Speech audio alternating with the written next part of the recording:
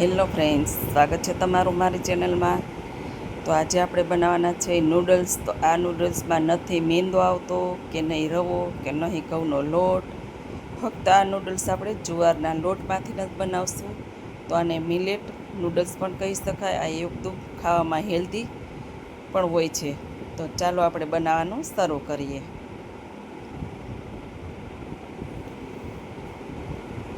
એક બાઉલની અંદર આપણે 1 કપ જુવારનો લોટ લઈ લઈએ. હવે અહીંયા 2 વાટકા જુવારનો લોટ લીધો છે અને સાથે સાથે આપણે સ્વાદ મુજબ 1 ચમચી જેટલું મીઠું ચમચી મેં અહીંયા એક નાની એવી લીધી છે. હવે આ બધું ચમચીના મદદથી મિક્સ કરી દેવાનું. લોટની અંદર બધું મિક્સ થઈ જવું જોઈએ એકદમ સરસ મજાનું. હવે આના માટે પાણી અત્યારે સાઈડમાં મેં ગરમ કરવા મૂકી દીધું છે. ગરમ એટલું કરવાનું છે કે આપણે ઉફાણો આવી જાય એટલું ગરમ કરવાનું. હવે 1 કપ પાણી લીધું છે. હવે હાથ ન દાજે તેના માટે હું અહીંયા ચમચીના મદદથી લોટમાં પાણી નાખતી જઈશ અને મિક્સ કરતી જઈશ. હવે 1 કપ પાણી આપણે યુઝ કર્યું છે. હવે જરૂર પડે તો પાછું લઈશું. હવે પાછું આપણે 1/4 કપ પાણી લઈશું. ટોટલ આપણે 1 કપ અને અડધો 1/4 કપ એવી રીતે 2 કપની વચ્ચે થોડુંક પાણી ઓછું છે એટલું લઈ અને લોટ આપણે તૈયાર કરી લઈ. હવે આ લોટ મિક્સ થઈ ગયો છે અને 2 મિનિટ જેવું ઢાંકીને રહેવા દઈ.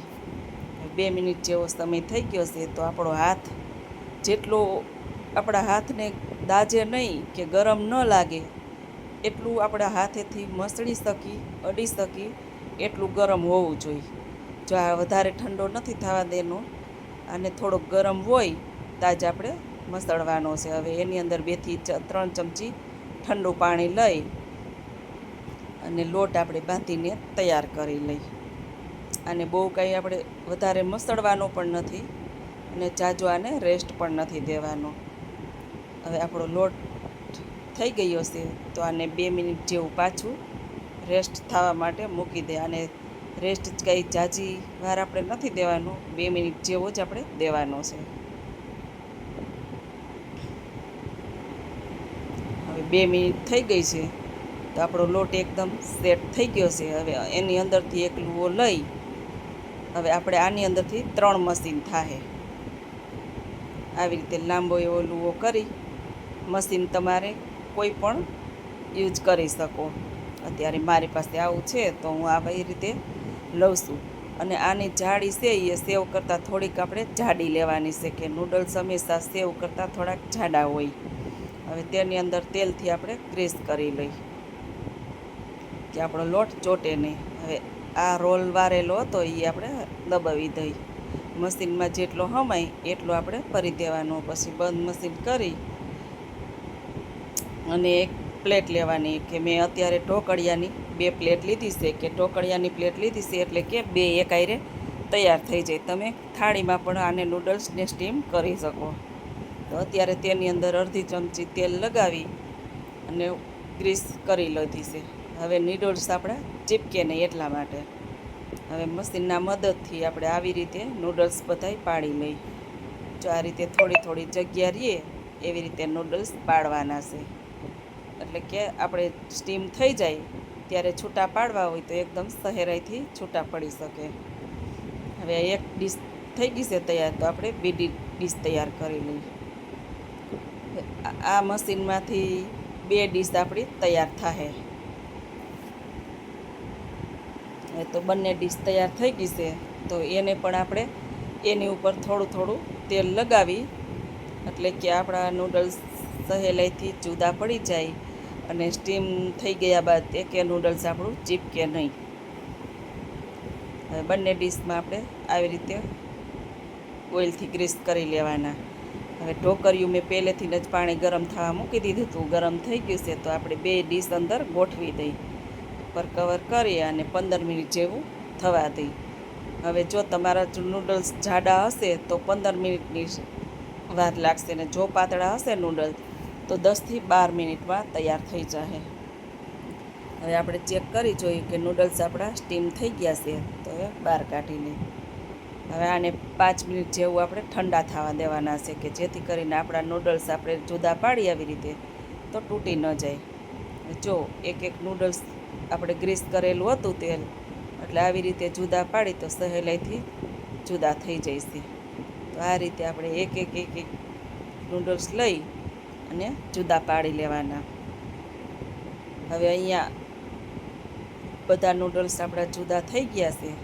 જો આ રીતે ખેંચો પેટો તૂટતા નથી, એકદમ સરસ થઈ ગયા છે. તો હવે આપણે આનો વઘાર કરી લઈ.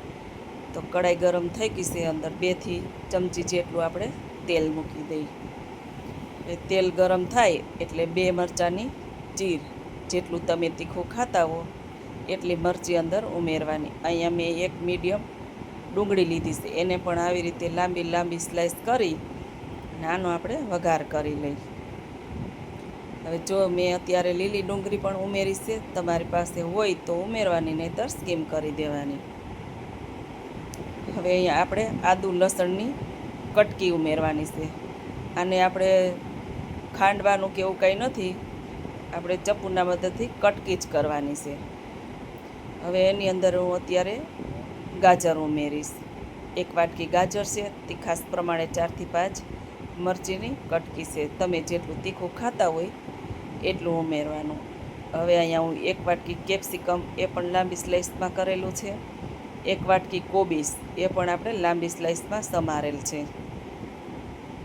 હવે આને આપણે વધારે બહુ પકાવવા નથી દેવાનું, થોડો ક્રન્ચી ટેસ્ટ આવે એટલું રાખવાનું છે. હવે સ્વાદ મુજબ મીઠું ઉમેરીશું અને અહીંયા સારા પ્રમાણમાં આપણે મરી પાવડર ઉમેરવાનો છે, એટલે કે તીખાની ભૂકી. જો એ તીખાની ભૂકી ઝાઝી હશે તો વધારે સ્વાદ આવશે. હવે અહીંયા 1 ચમચી કાશ્મીરી લાલ મરચું પાવડર. હવે 1 ચમચી જેટલો આપણે અહીંયા ટમેટાનો સોસ ઉમેરશું. હવે આપણે આ એક સોસના મદદથી જ આપણે નૂડલ્સ તૈયાર કરશું. આમાં બીજા કોઈ પણ સોસ આપણે ઉમેરવાના નથી. ચીલી સોસ નહીં, સોયા સોસ નહીં. જો તમારે ઉમેરવો હોય તો ઉમેરી શકાય, કોઈ વાંધો નહીં. પણ અત્યારે હું અહીંયા ફક્ત ટમેટાના સોસથી જ કામ ચલાવું છું. તો પણ સરસ મજાના ટેસ્ટી એવા નૂડલ્સ બનીને તૈયાર થાય. બાળકોને તો ખબર પણ નહીં પડે કે આ તમે જુવારના લોટના નૂડલ્સ બનાવ્યા છે. બાળકો ખાશે ત્યારે એને એમ જ લાગશે કે આ તો હક્કા નૂડલ્સ જ છે. હવે આવા ટેસ્ટી નૂડલ્સ જો તમે ઘરે બનાવવાનું રાખો તો કેટલા હેલ્ધી બને, બહારનું ખાવાનું મન પણ ન થાય, એટલા સરસ બને. હવે પાછું આપણે થોડો એવો મરી પાવડર છાંટશું સ્વાદ વધારવા માટે. હવે નૂડલ્સ તૈયાર થઈ ગયા છે તો ઉપર આપણે લીલા ધાણા છાંટી દઈએ. હવે નૂડલ્સ તૈયાર છે તો આપણે પ્લેટ તૈયાર કરી લઈએ. જો પ્લેટ પણ દેખાવમાં એટલી સરસ છે કે જોતાં જ મોઢામાં પાણી આવી જાય, એટલા મસ્ત નૂડલ્સ બન્યા છે અને સાથે સાથે હેલ્ધી પણ છે. તો ચાલો વિડીયોને અહીંયા એન્ડ કરી દઈએ.